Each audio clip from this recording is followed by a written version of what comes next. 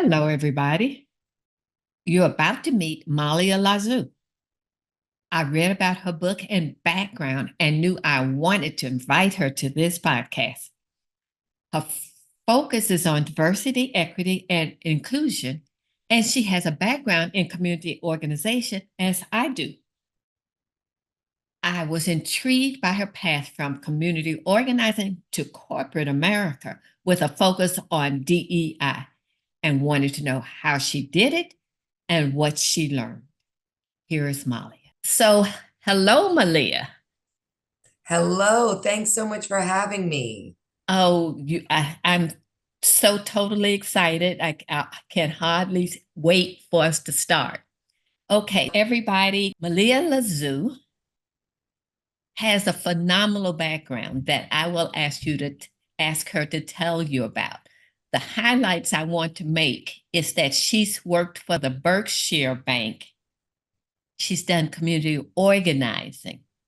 She helps generate wealth for communities while she was working as an executive vice president at the bank. And she has published a phenomenal book, which of course shows her backwards on the screen, but that's okay. From Intention to Impact, a practical guide to diversity, equity, and inclusion. And she's a lecturer at MIT School of Business. So this is just totally exciting. I want to begin, Aaliyah, by asking you about your journey. Tell us, I have a community organizing background, as I just told you. So that prepares us like no other. I'd like you to tell us how you moved from community organizing to being at a bank where you're helping communities gain wealth. Yes, yes. At first, it also seemed like a crazy journey, but as a community organizer, and I think every community organizer starts with a certain fire, right, in their belly, right? That Yes. just injustice doesn't fit. It just doesn't, it gives you a rash, right? It does something like that. So that was absolutely me. And when I found out that there was this thing called community organizing, I dove in head first, and started my first nonprofit when I was 19 years old, a sophomore at Emerson College, called Mass Vote. And I was lucky enough that I was able to meet people who could help. So often you're a young person, you have a dream, and there's no one there. But there was a great group of, at the time they seemed elders. I think I'm older than they were then, right? But of organizers who trained me. And so I started doing voting organizing and really got into political organizing. But then I met a man named Harry Belafonte. All right. And if those of you who don't know Harry Belafonte, definitely look him up. But for those of you who do know, no, it's hard to say no to the man. So when he told me that the movement was calling and that it was time for me to jump in it, again, I was blessed and honored to work for Harry. And he that journey, I mean, you say, it's a education like no other, but to be an organizer for a man of such historic integrity, so many people were open to work with him, right? When he put a call out, so many people responded. I mean, Bill Clinton crashed his 80th birthday party. Like you are when a president can't get into your party. But it was working with him that I realized this is about power, and we as organizers, we talk about it. And then you get to that point where you're like, okay, I feel like I'm playing around the edges. How do I really get in? And I was also burning I out. just want to say one thing. I just want to emphasize this about power. When you're organized, as organizers, we learn to see power. We don't see just the person, we see the power.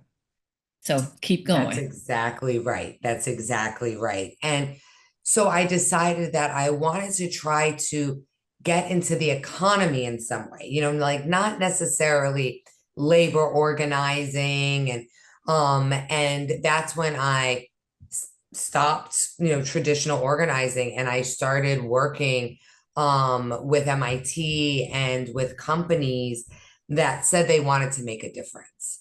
And this is where, Jane, we can, double click on so many things, but I started really organizing within corporate America, right? So staying true to the values of deconstructing power, to the values of praxis. Hang on. Deconstructive power. Define that. So deconstructing power is how you actually you don't just accept power as it is, but you're able to look at it and make it a tangible thing, so then you can pick it apart, right? So then you see, oh, it's not that, you don't have power just because you are who you are. You have power because systems and structures are most likely imbibing you with that power. And if we can deconstruct those systems and structures, then we can deconstruct your power and we can be on equal footing. Right. As opposed to seeing a monolith or seeing just the man or just thinking the system, being able to dissect it and see the levers that's making it work. That's right. And thank you for asking me to double click on that, because that really was what I learned working for Harry, right? How to do that. And I would watch him do it in big and small ways, right? Like I would watch him go to a place of power where everyone thought that he was going to love them. And because everyone thought that, he made sure to check them on their privilege or whatever it might be, right? Can you make this really vivid? Can you give an example? You don't have to name the institution, but Yes, I will not name the institution, but we went and spoke at a place that had many wealthy donors, and these were donors who give to all the right causes and all of that. And everyone was sort of patting themselves on the back a little too hard for the work that they do. And Harry decided that it was important to remind them how privileged they are, right? That there are people who are either sitting in jail cells, right? Sitting in homeless shelters, who your work has not yet hit, right? There's more work to be done. And that's basically what he said. And he asked them, why aren't they doing more? wow. Now, what decade is this? Place this in a historical context. So this is the mid 2000s. Wow. Okay. Yeah, because I'm trying to remember the year. I started working for him, I think 2004, 2005. Okay. So it had to be after that. Okay. So he was So, calling it the movement at 2005. The movement never oh, died for him. it never died for him. And you know what? It never died, right? I mean, there's moments where we can get above ground, but for most part, movements are underground, Right. right? That's where they're able to grow. And when you have enough momentum and the timing is right, maybe you can even afford to lose some soldiers, you go above ground. Whoa. Okay.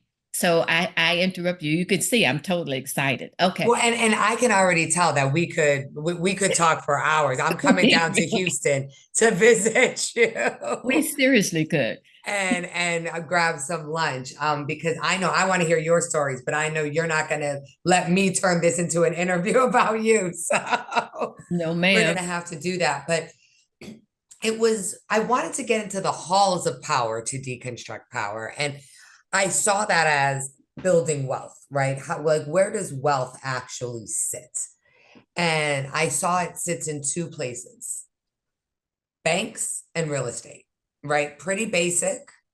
But when you think about it, our original sins, right? Banking, capitalism built off of Black bodies, um, on land stolen through genocide.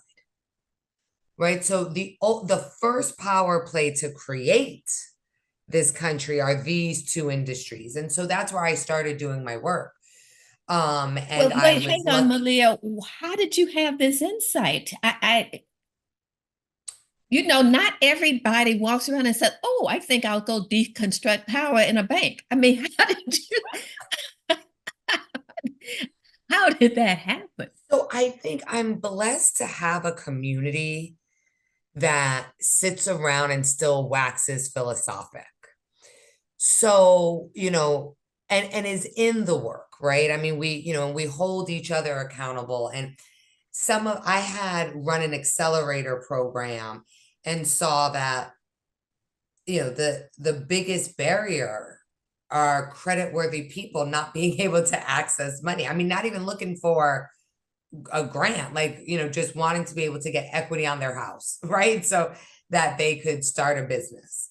Um, and that's what got me looking at the banks. And, being from Hawaii, real estate for me, I've always been angry about, and I think we as Mm, Black people, we also have to be a little humble in how we talk about home ownership, right. right? Because we do need it to close the wealth gap. But we also need to understand that we have some brothers and sisters that used to have all of this and are now living on little itty bitty parts of it. And it's important for, us to recognize that not only are we victims, right, but we can be allies, right? We're not only oppressed, but we can oppress. And so land for me has always been one that I was like, this should never have been privately owned in the first place. Um, and so yeah, so that's how I decided, in putting those two things together. And I was lucky enough to have some banks and some real estate developers be willing to take me on to put together community benefits packages. And Jean, you're gonna love this, but I would organize it. So we would co-create community benefits packages for real estate through circles.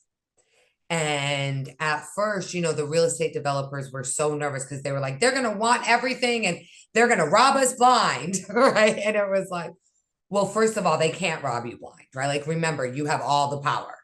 You have the keys to your kingdom and they don't even have a key maker. Right. Like, so let's remember that. All you're doing is having a meeting. Right. You are still a wealthy developer in this city.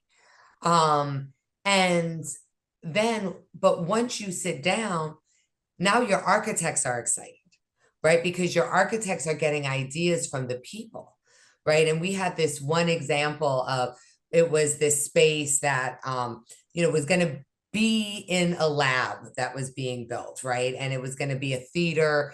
And, the community wanted a theater for 20 years and no developer gave them a theater. So just offering them a theater, the community was like, you're listening to us, right? Like, thank you. Like, let's do this.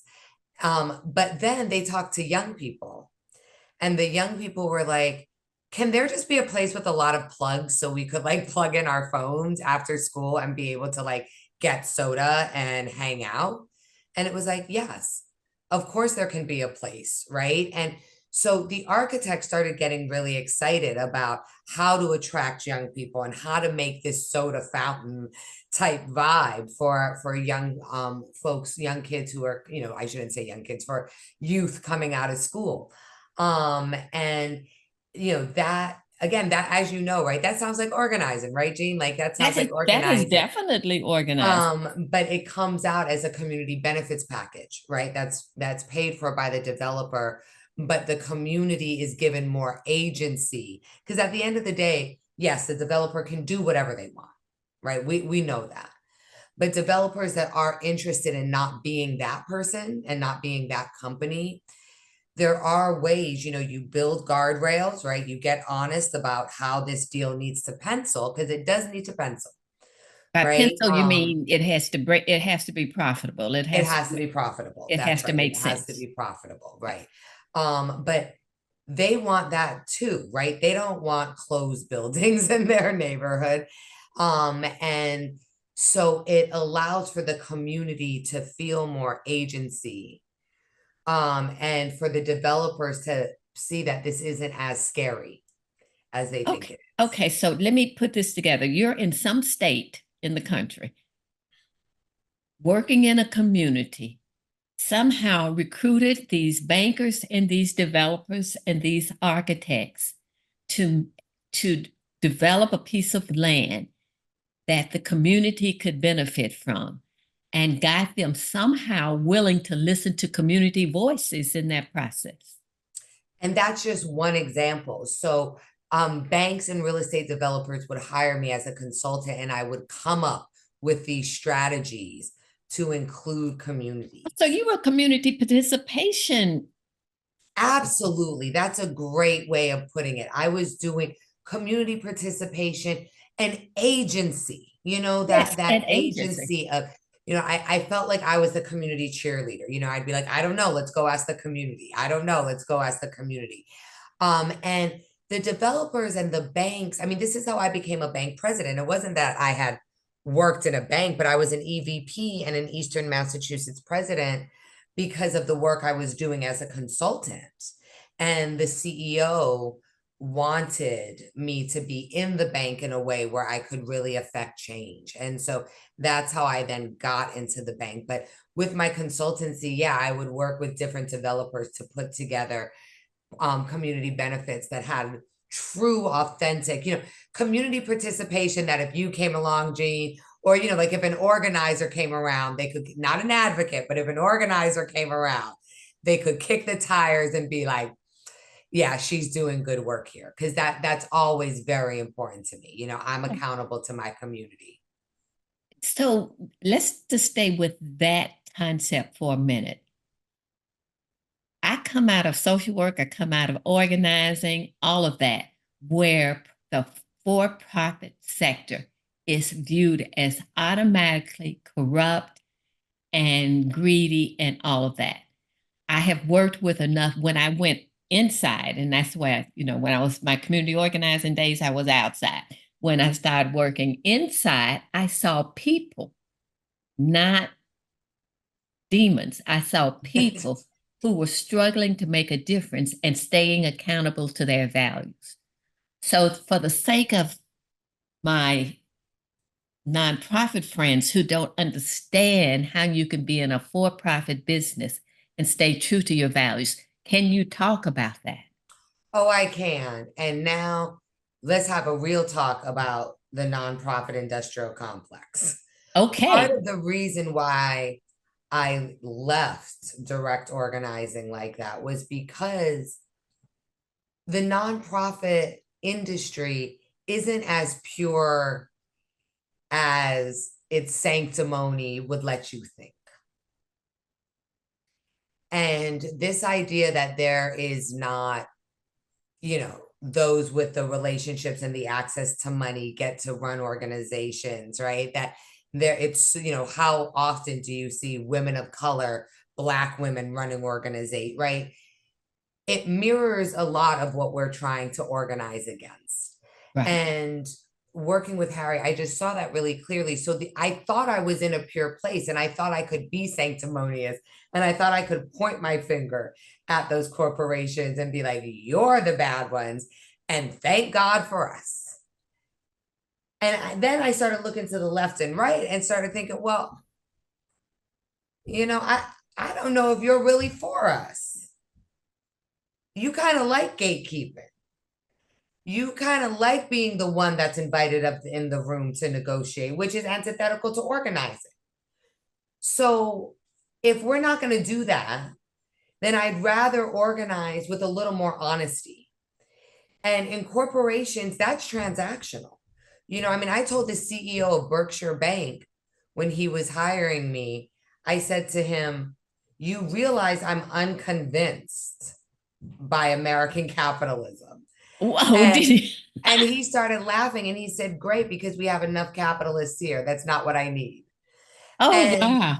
it's that kind of honesty, right? It's that kind of bravado that CEOs have that allow for the work to actually be done if they want it to be done. Now, if they don't want it to be done, it's not going to be done. But if they want it to be done, most CEOs become CEOs because they're strategic, they're dogged, right? And they understand how to leverage their power. Hot And dog. right? And Yes. giving them direction, which is why, I wrote the book, right? Like, which is why I do my consulting, giving them that direction of this is how you find all of that in diversity. And then guess what? Diverse teams, and this is a McKinsey study, right? So this is a business study of business studies.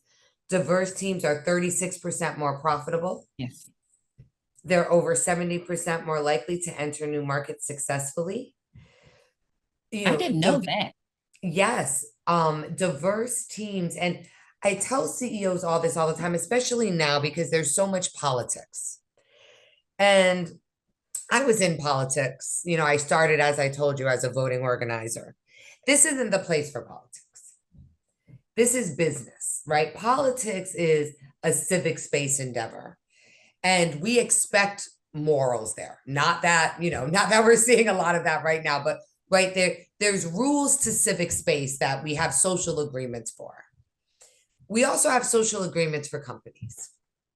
And that is to make money. Right? So when we want to talk to companies about DEI, these are the stats that we want to remind them of. And they get that. And when I tell them, voting does not include all of your employees and your consumers in this country, right? It's a narrow focus that's getting a lot of attention right now. But for companies, they care about employees and they care about consumers. They buy politicians. They've never really cared that much. They give money to each party anyway, right? And it's that framework that a lot of CEOs are coming to now, right? Where they understand that they're leading companies in a global economy and that their biggest strength and asset is that the globe lives in this country. Is that the global village? And so you're saying then that companies are entering into the DEI space out of recognition that in a global marketplace, they cannot afford to be narrow and focused on one segment of the population. That's exactly right. And that's been my experience. And they're not. So they want to get honest about it, right? It's been a long time now that companies have been trying to sell to Black families, right? And now it's becoming Black and Latino families, LGBTQIA families, right? Consumers are consumers, and companies know how to seek out that they're like a heat-seeking missile, right? To finding consumers. And DEI just helps you do that more effectively, right? It helps you understand that if you put Michael Jackson on MTV, you'll save your station, right? Which is a story about how MTV was saved, right? Right. And there's another part of this that I don't think we think about because it's almost such a given. It's almost, ubiquitous, but there is no other place in your life where diversity doesn't make something better. Whether that's your diet, your investment portfolio, your revenue streams. Okay, maybe not in your marriage, right? Let's keep that not like just keep monogamous. Well, I'm not calling upon any of that. Diversity of interests in a marriage. Diversity of interests in a marriage, right? How important is that? You don't want to be the same people, right? Diversity of thought, right? Diversity of activities. You don't come home and watch the same TV show every day. I mean, unless you binge, but then you go on to the next thing, right? We expect diversity in our lives in so many ways. Yet when it comes to should there be ladies in the boardroom, all of a sudden we get confused. Okay, so this leads me, what you're saying right now leads me to this part in your book. So Because right now we're at the stage, what you've just talked about is how companies come to recognize that diversity is not only a moral good, but it's in their self-interest. It's a business interest also. But you point out in your book in this wonderful section, the 7 stages from intention to impact. So give a little background to that, and then let's just walk through the 7 stages. Absolutely. So I'm eventually going to make the 7 stages a movie because that's how I see it in my mind. I've worked with so many companies, global companies. I mean, this isn't just an American thing. You see this in European companies. It might be more of a human nature thing than anything else. But what you see is that it's not steps because you can go from 1 to 7, right? You don't actually have to go through all these stages. But like the stages of grief, I wanted to create stages that would allow us to identify where a culture is in moving from a DEI intention to actually getting the impact of DEI. Okay, so let's just stop and want to make sure we're bringing the audience along. It's going to be very easy for you and I to slip into jargon. Okay. Yes. Okay, so what you're saying is a company decides it wants to do something about diversity, equity, and inclusion, DEI. So it says, I want to do that. And that's what you call the intent, the intention. That's right. The impact at the end of it is they've done it and now they're reaping the benefits. That's right. And now they're entering new markets with ease. And okay, so let's go from the beginning. Let's start with stage 1 of intention. Okay. Stage 1. And I'm actually going to bundle them up so I can tell a little story too. Okay, that's fine. I like to say like the first 3 stages are your honeymoon phase. All right. And like you see a lot of companies do this, they sign a pledge. Right. And so you have a company that signs a pledge that says, we're going to commit to gender parity by 2025, right? Some wonderful pledge. And then they get excited, right? And so they start learning, well, oh my gosh, gender parity, what does that even mean? We have to learn. Let's put things in the newsletter, right? Like, let's start talking about it. We're so excited, right? Like, we're going to have gender parity. And then you say, well, now we're ready to do something, right? We've learned about it. We know that gender parity is where where women are, have equal numbers, right? And they may even have equal pay and equity and a chance to thrive. And the women are feeling great. They're like, oh, yay, we may have a chance at the corporate ladder. And then you say, well, what action can we take? And stage 3 is identifying that low-hanging fruit, right? Which is where you start, as you should, right? And so maybe a lot of companies might say, well, we have a hire. We're going to be making it a hire. Let's make sure it's a lady, right? We're going to make sure that we have that lady as a hire. And then all of a sudden, someone comes up and says, well, are we going to hire someone who's less qualified just because they're a lady? Boom, you're in stage 4, pushback.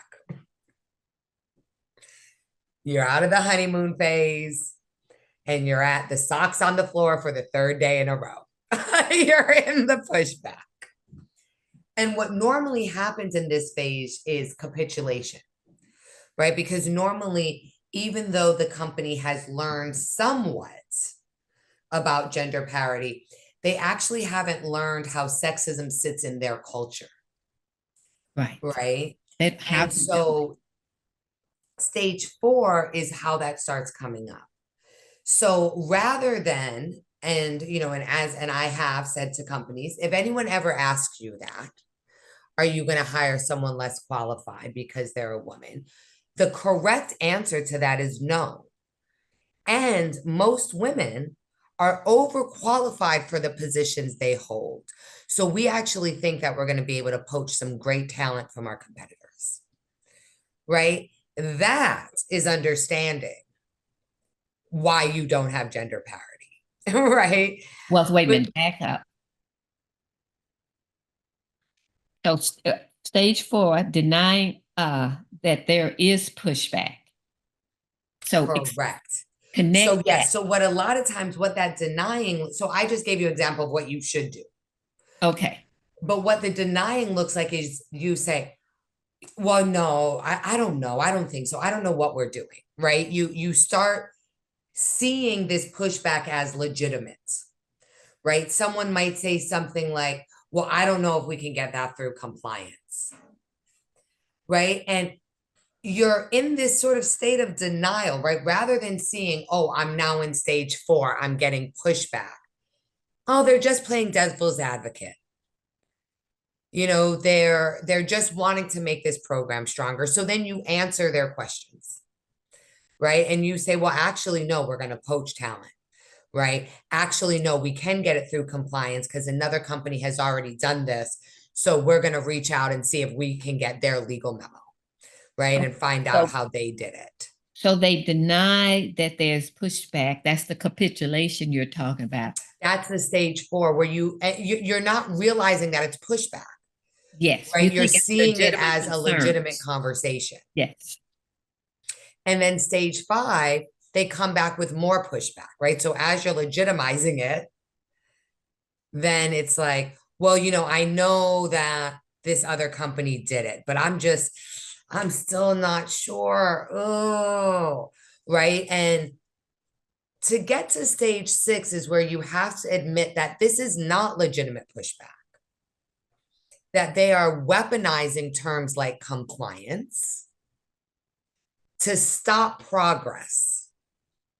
Okay. And So this is okay. I want a distinction between intention, conscious intention, and unconscious intention. So you're saying realize that it's pushback. Do the people really know that what they're just doing is resisting change, resisting DEI, or do they really believe their rhetoric? I'm not, I think the two are true. I think they believe their rhetoric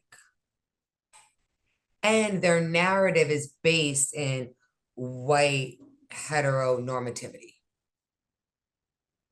Okay, heteronormative, you got to define it. Yes, thank you. So the norm being straight, white, middle class, like that's the norm. And anything that deviates from that is then a deviation from the normal. So they're saying this is my concern is really legitimate because we don't want a bunch of unqualified women here. And then you say, look at all these resumes of qualified women, right? Because you're rather than being like, I'm not going to listen to you because you're actually just being sexist. Right. You say, but look, we have all of these qualified resumes. And then they take a look and then they may say something like, well, I don't know if we're going to be able to afford them. You know, these are all women who are probably making a lot more money than we'll be able to afford. Right. Now you have another problem that you have to get through, right? Even though when they wanted to hire the COO, Steve, they seem to have all the money in the world to compete for Steve, right? But now all of a sudden, well, they don't know if they have money to compete for Sheila. Right. Right. And again, you'll do this a couple of times, right? Because as you said, we're all in this narrative that we're good people just trying to do good things. Right. But eventually you actually have to say, no, no more questions. No more questions. We are going to interview these women.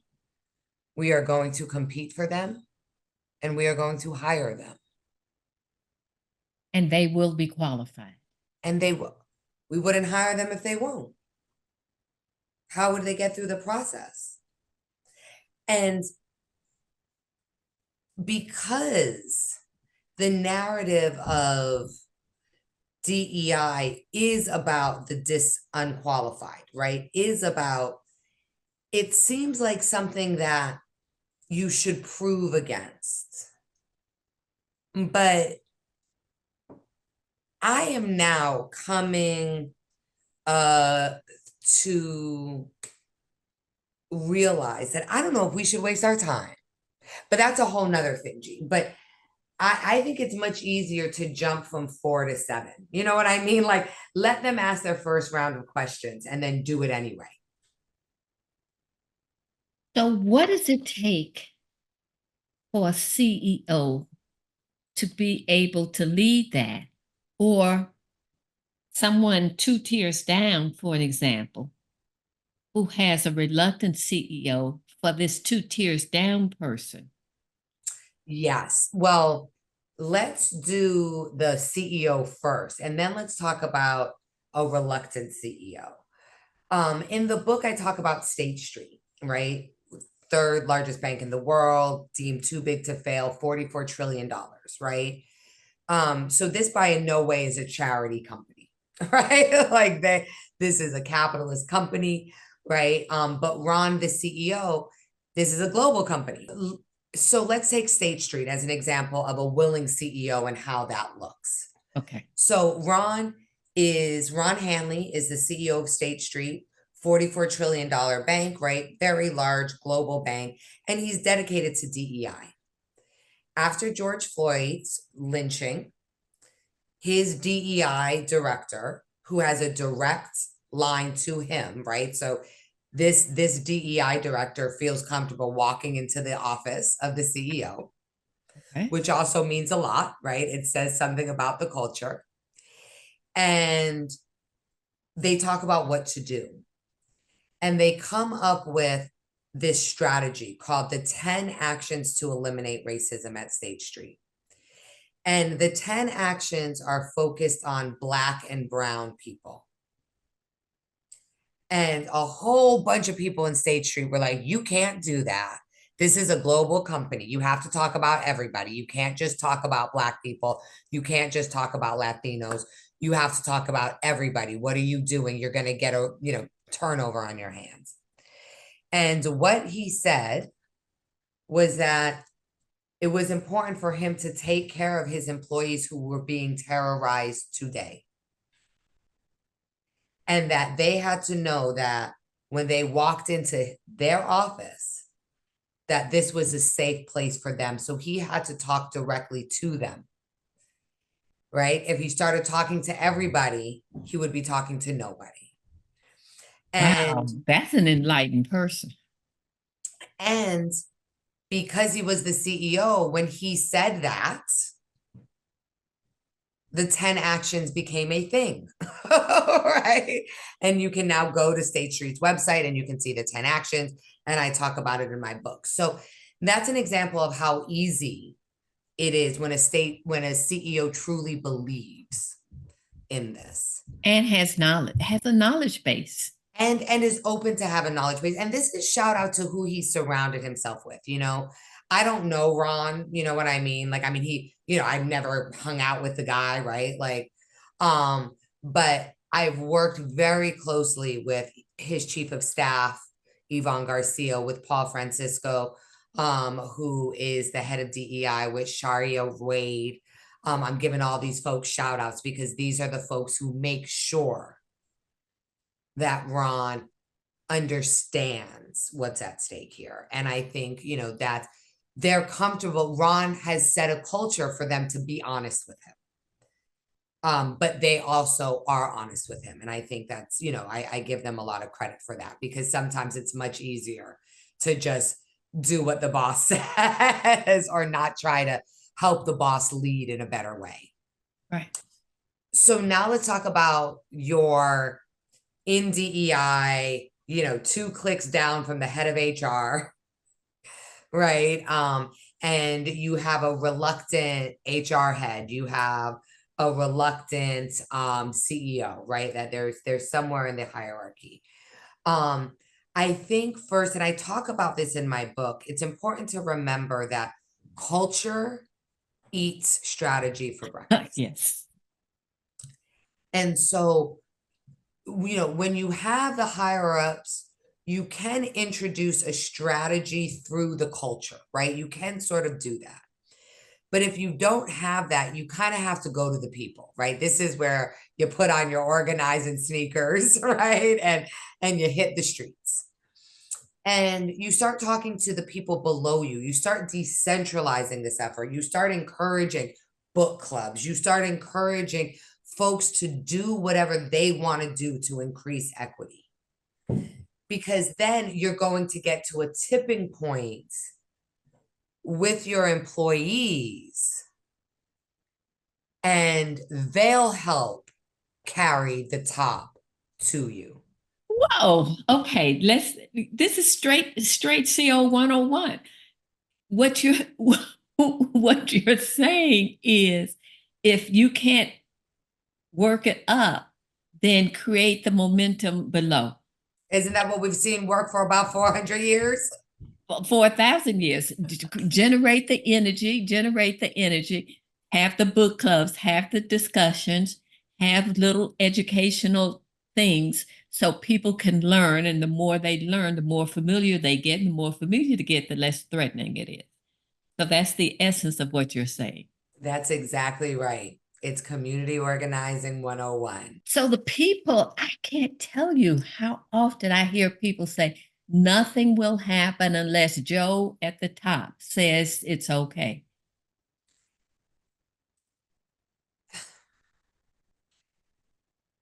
If you're not trying to do anything, then nothing will happen until Joe at the top says okay. But if you're trying to do something, if you're willing to put a little effort in or to put a lot of effort in, Joe kind of becomes irrelevant. And that's what worries Joe, right? That's why Joe doesn't let his employees unionize, right? Because what Joe knows is that he and his C-suite don't know how to run factories. And it's the same with this, right? If you start making change, change starts happening. And I saw this one office manager who decided that she was going to take on the vendor procurement, that her company had made a goal to, vendor procurement means like bringing in other companies that are diverse to, like, everything from where you buy your paper from to where you buy your coffee. And she was an office manager. So anything that went in her book, right? Anything, whether it was coffee, pens, she was going to use a woman or minority owned business. Wow. Because that's what she had in her power. And guess what? She got to 80% diverse vendor spend. And Joe at the top knew nothing about it, right? Because it never got to Joe. Joe didn't need to know about it. That's make change in your sphere of influence.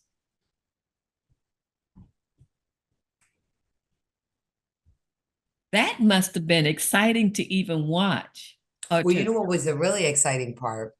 When some of the, in traditional investors started doing ESG and started asking for numbers. ESG. Environmental social governance. It's a way to measure equity in a company and in a company's business model.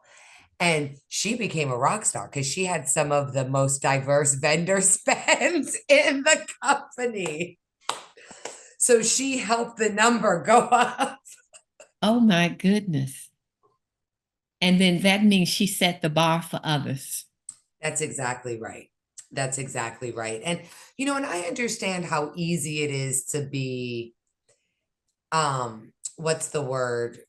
Depressed, or, to feel disempowered. That's the word I'm looking for, to feel disempowered. But we have so much power that they've convinced us that we're useless. It just kills me. And I've been trying to think of what is it, and what is it that gets people who have power to not know they have it. And what I've decided is they see the change is too big. This one office manager says, I have a little book. I have people I can hire or farm out work to. I'm going to do this. She's not looking, how do I overcome racism and sexism in my organization? She's looking at her little book of names and making a decision. So the people who get cynical are the people who are looking at the whole thing and not in their sphere of influence and what they can do. That's exactly right. What's that saying? The world doesn't become enlightened until you do. Yes, that's right. Okay, so I got it. I got it from intention to impact. Don't accept the negativity, basically, is what you're saying. And, sometimes you're going to be down. And there might be, I tell people all the time, you don't have to fight every fight, right? If Susan says something dumb, just move away from Susan, right? You don't have to convince Susan to become a better person. God will take care of that, right? Like it's like leave things, things of judgment to Jesus, right? Right. But know that if on any given day you choose to use your power in some way to bring on equity, you will bring on equity that day. That's it. That's it. That's as simple It's as that that. simple. And they've convinced us otherwise. And by they, I mean, all of the powers that be, right? Whoever you want to say, including ourselves, right? Including ourselves. I mean, I come from the generation, and you probably too, Jean, where we were told the only way we could look professional is if our hair was straight. Hair was straight, little silk tie, skirt 1 inch below the knee. There were rules. And we upheld them. Yes. Right. So, we do a lot more to ourselves. And this is where I feel like, your spiritual, wherever you find your humanity, your spiritual practice, therapy, your friends, food, wherever you might find your humanity, bring yourself that, bring yourself joy if you're trying to do this work. Bring yourself, there's got to be joy and justice, right? And every movement had songs, right? So make sure you sing, right? Make sure you sing as you're doing the work. Okay, so I want to move on to something else that's near and dear to my heart here, because I've written about it and I want to hear your take. You talk in the book about moving from bias to not racist to anti-racist. So I want you to first, from racist, here's what you say. Yeah, from racist to not racist to anti-racist. What I want you to do is first explain those three things and then answer this question. Is anti-racist the stopping place? And does anti-racism bring on the backlash that you were talking about? Yes, So, thank you. Thank you. So, this is a journey as well, right?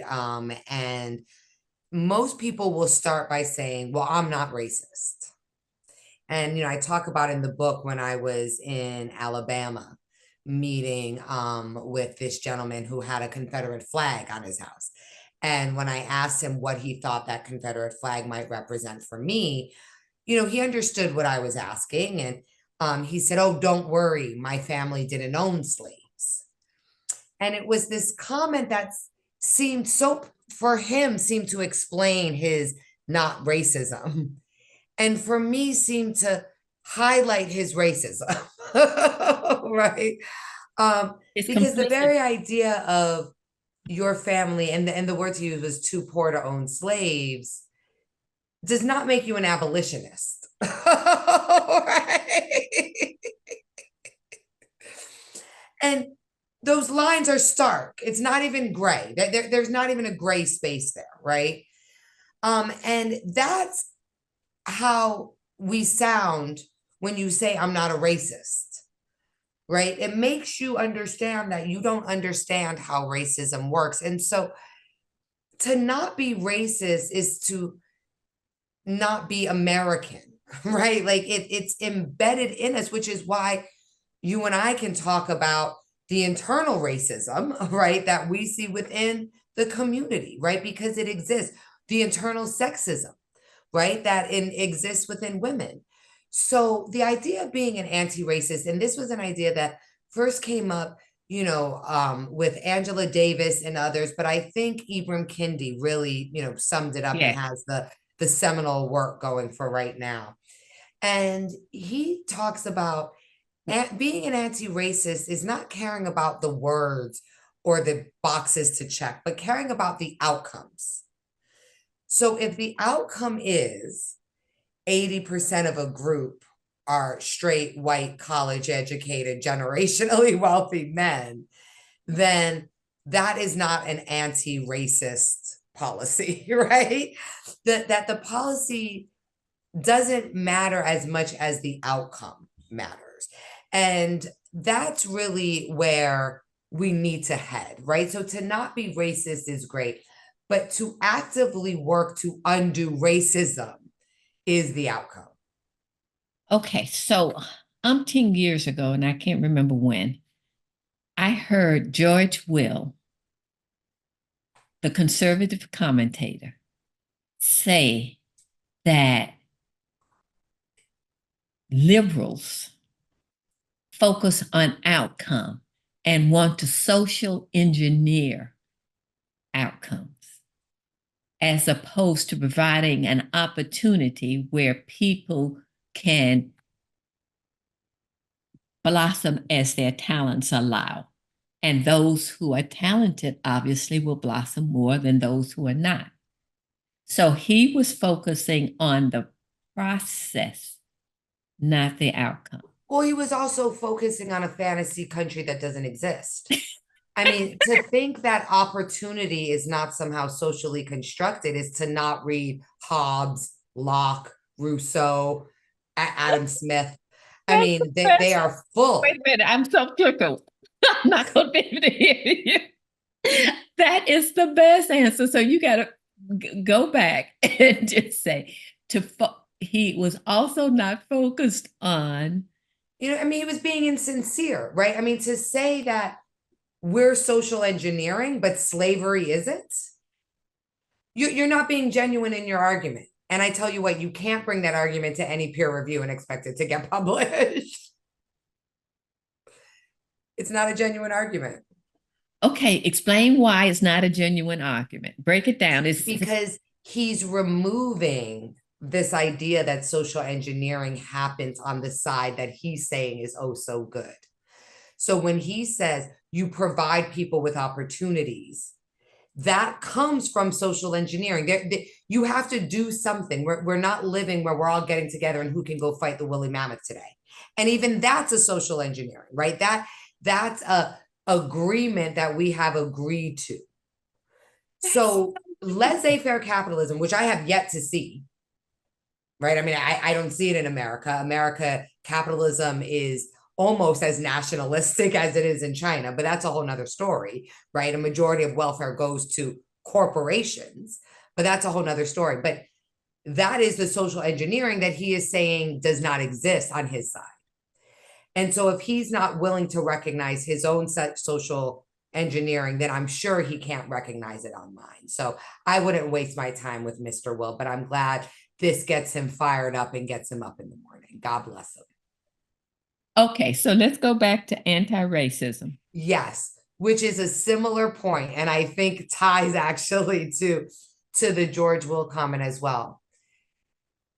If I can say something to make you decide to not see my humanity, then you were trying to not see my humanity.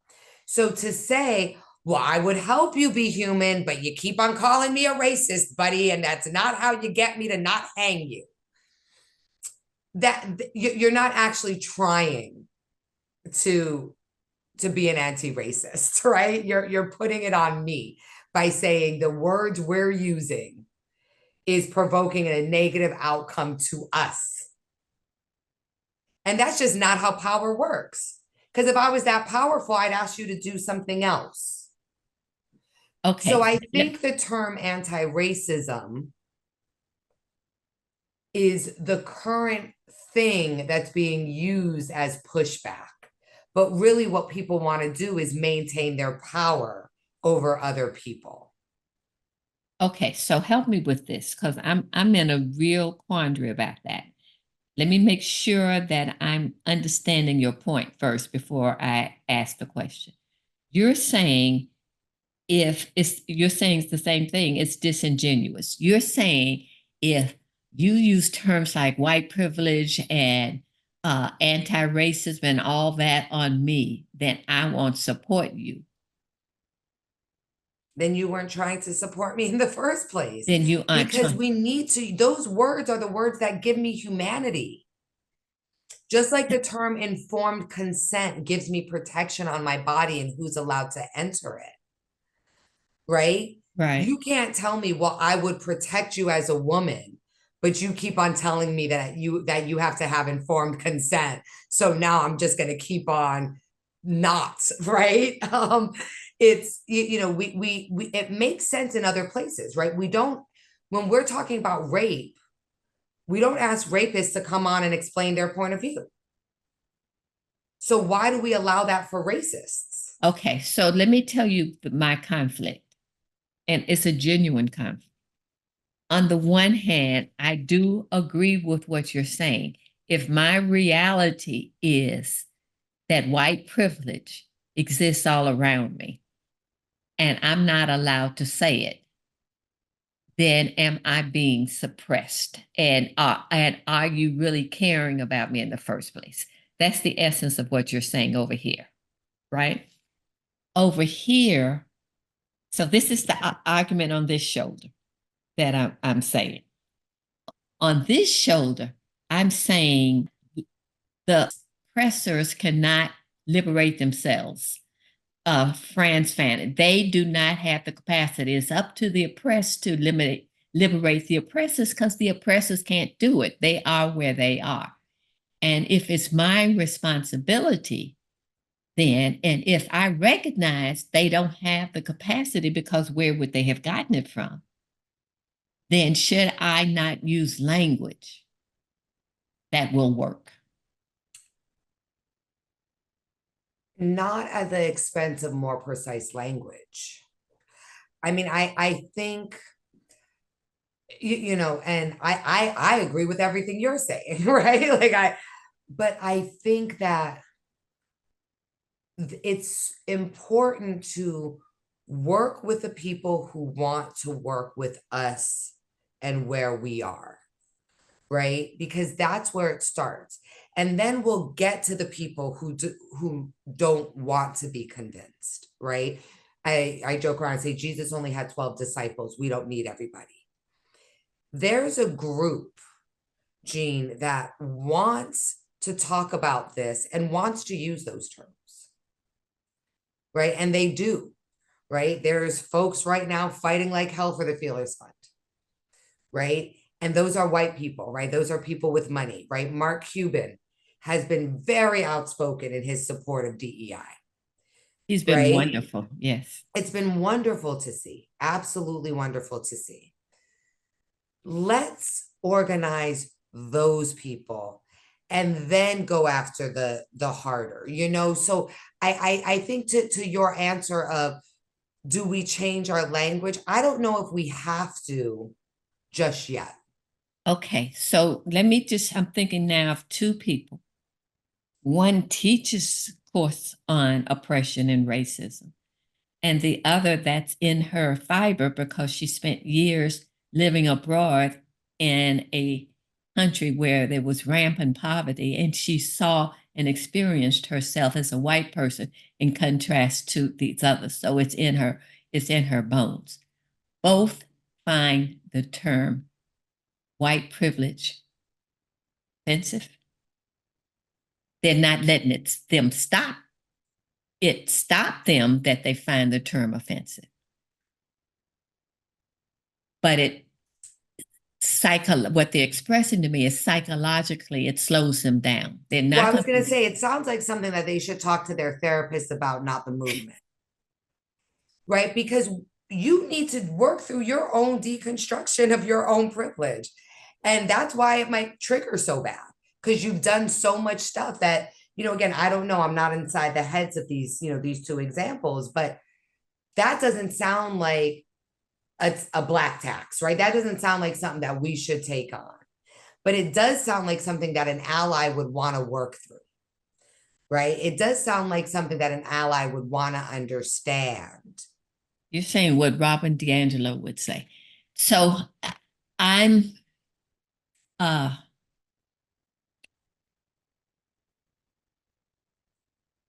I'm so committed to change agentry. For me, it's like, well, I know what the difference is. I think I know the difference is because I really don't care what it takes for you to change as long as you change. To me, it's like putting on not wearing a bathing suit to a professional convention.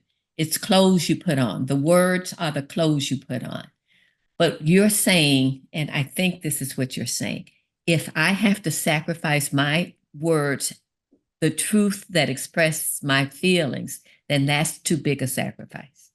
Then we're not going to get to my actual liberation if we start from me needing to change, right? Like you're actually setting, you're not facing north anymore, right? So we might get a little somewhere and you might become a little more decent of a human being. But the actual liberation framework is always going to be hard for you, and something else is going to catch you up along the way, right? If we have to start with, let's not use a term like white privilege because it makes you uncomfortable, then I don't see how we get to actually, shared power and shared ownership. I don't know how, because those conversations are a lot harder to have Okay. than the term Okay. white So privilege. that answers my question. Well, who knows, right? Because tomorrow it might not. But that's about this work. That's why we wax philosophic about it. Right. So I'm seriously going to think about that because I've struggled with this off and on for a few years now. Yeah, And and I've become a little adamant these yeah, past I see couple of that. years, and especially now where people are like, well, just cross out the term black and then you won't get sued, right? Like, I mean, and I'm summarizing, but this is the legal suggestion that's being made now. And all I can think of is all the people that fought for that term black to be on that form. And if we're saying we're living to the mission by stepping on their efforts, then we can't possibly be living to the mission. You can't convince me that we can square that hole, or whatever the saying is.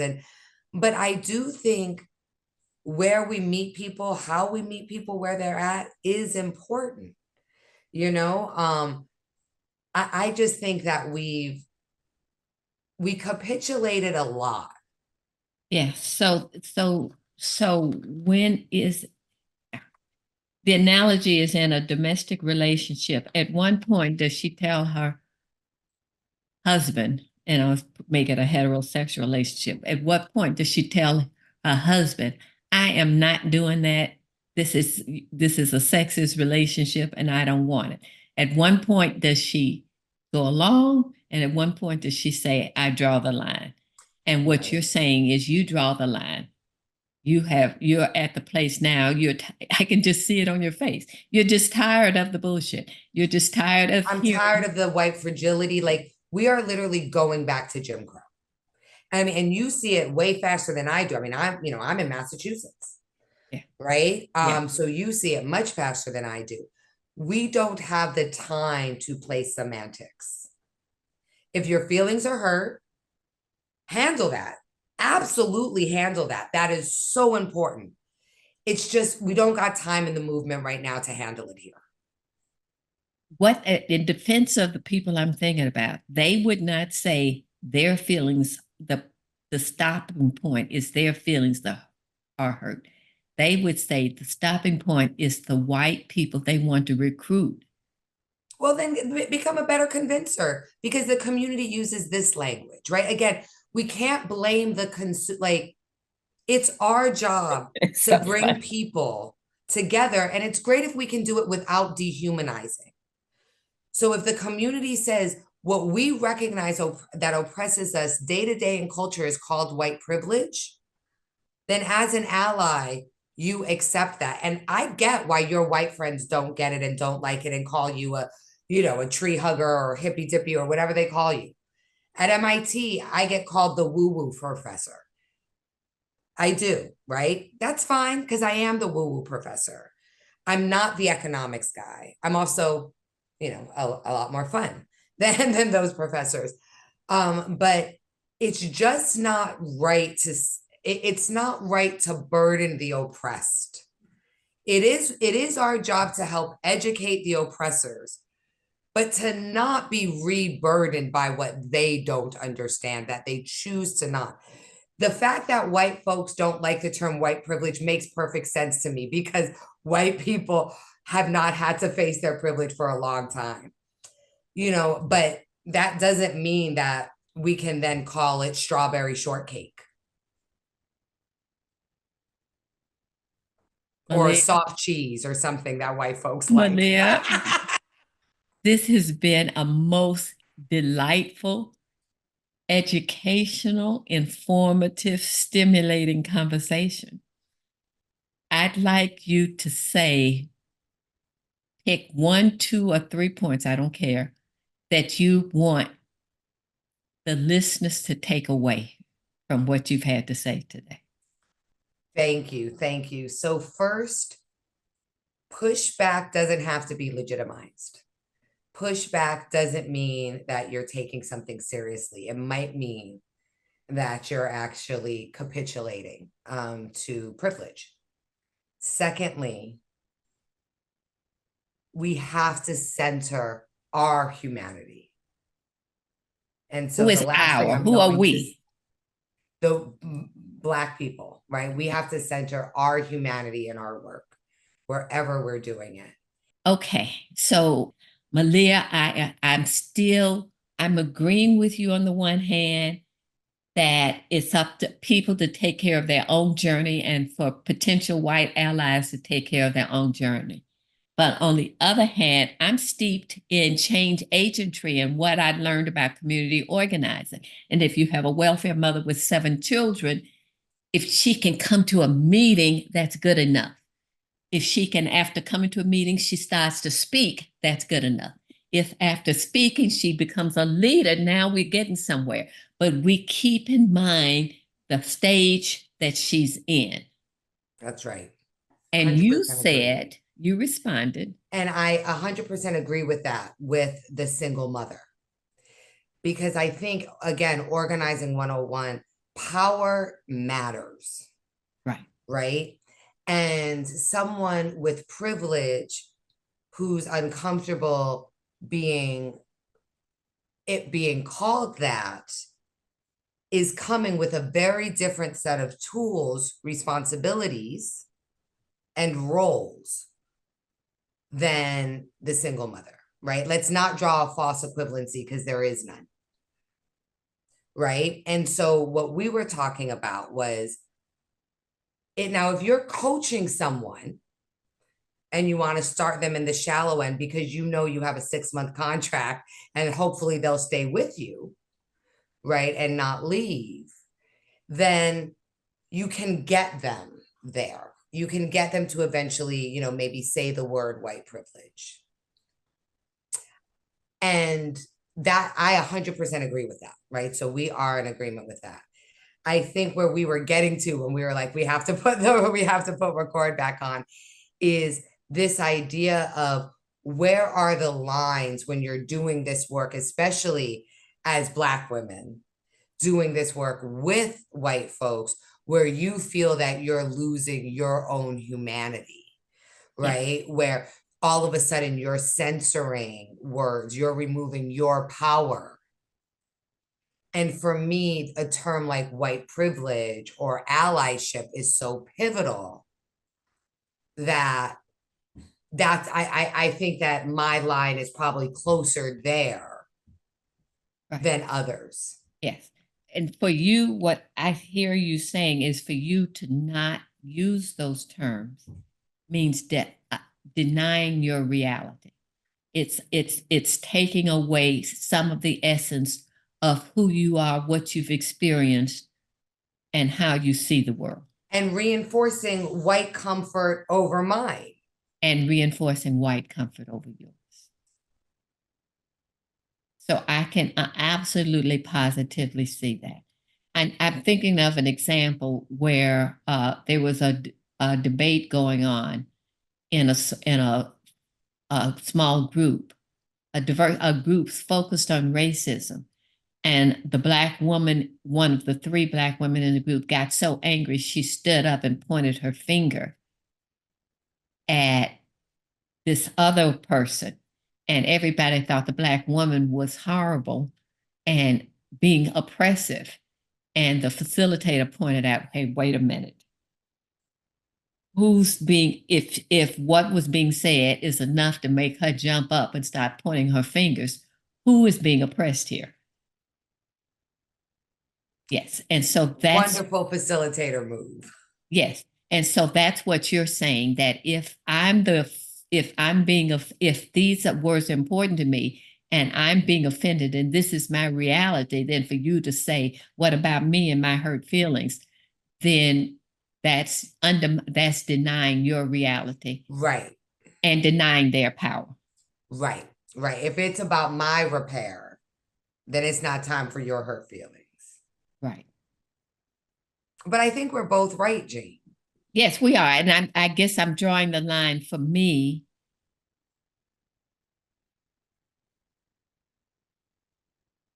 In that I'm at the place where terms don't really matter. What words work?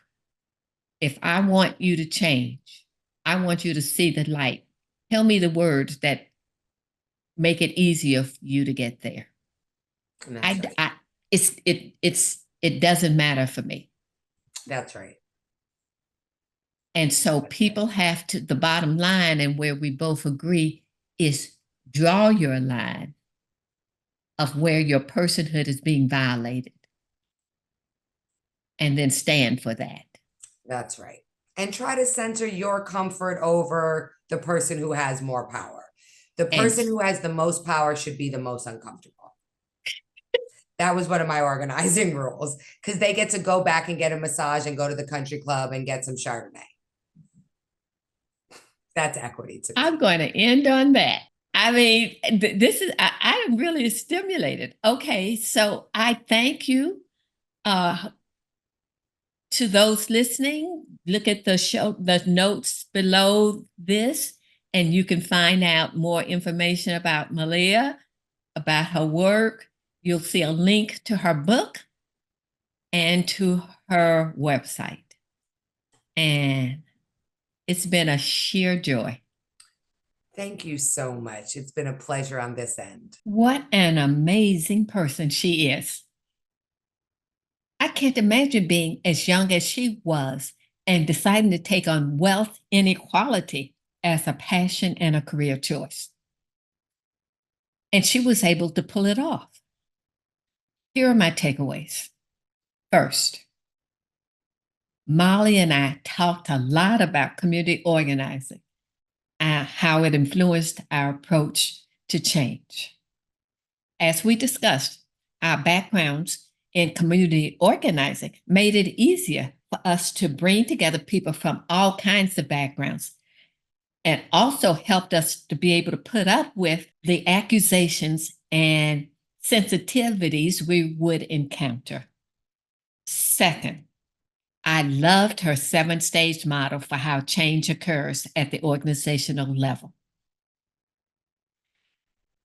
The 7 stages take the reader from the honeymoon stage to the inevitable backlash to resolution. I'm so glad she emphasized that backlash occurs, because so many people think when backlash sets in, it means everything's over and all is lost. And that's not the case. It's just backlash. If we know backlash is inevitable, then we can prepare ourselves for how to handle it when it shows up, as it will. And that's my third takeaway, how she suggested handling the backlash. Her major point is that when backlash comes, people will have their reasons and their justifications. They will explain they're worried about hiring incompetent people, or they're worried about being sued, or whatever.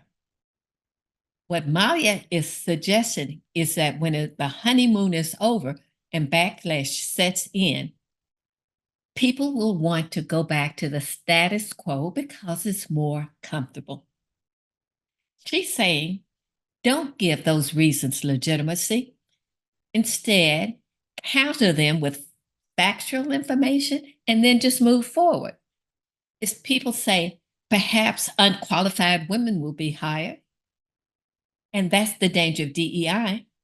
Just say it won't happen. We'll only hire qualified people and then just keep stepping.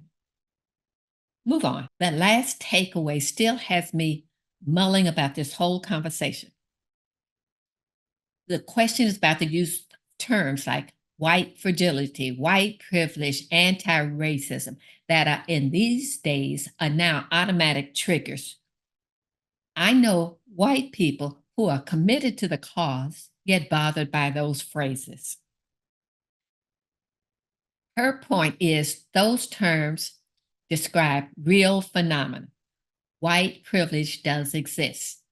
And we, Black people, are those who are not subject and not privy to white privilege, should not be required to sacrifice meaningful terms to us to accommodate the sensitivities of others.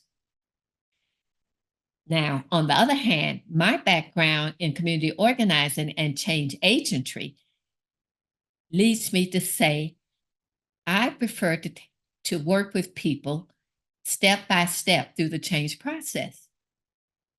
The phrase begin where the client is at is something I've been steeped in for decades.